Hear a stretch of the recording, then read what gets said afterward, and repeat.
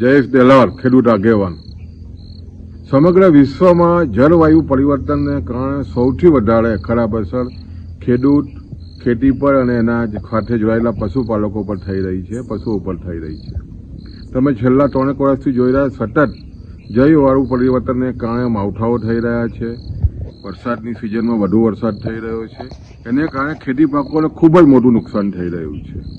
ગુજરાતની વાત કરીએ તો ગુજરાતમાં તમે જો તો જે રીતે હવે નુકસાન થાય ત્યારે મુખ્યમંત્રી સહાય ફંડમાંથી મોટી મદદ થતી હોય છે, પણ જે રીતે માવઠાઓ થઈ રહ્યા છે, કુદરત ઉઠી રહી છે, અને કારણે ખેડૂતોને ખૂબ જ મોટું નુકસાન વેઠવાનો વારો આવી રહ્યો છે.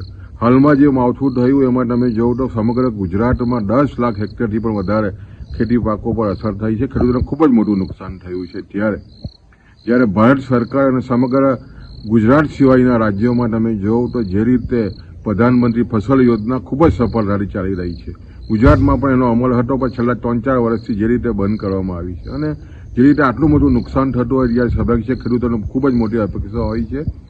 ત્યારે અમે મુખ્યમંત્રીને પત્ર લખીને જાણ કરી છે કે તાત્કાલિક ધોરણે ગુજરાતમાં પણ પ્રધાનમંત્રી ફસલ યોજના લાગુ કરવામાં આવે અને ખેડૂતોને જે રીતે નુકસાન થઈ રહ્યું છે એમાં તમે જુઓ તો ખેડૂતોને નુકસાન માટે જે રીતની સ્થિતિ બની છે એમાં આ ફસલ યોજનાથી ખેડૂતોને મુખ્ય લાભ થાય એવી અમારી વિનંતી છે.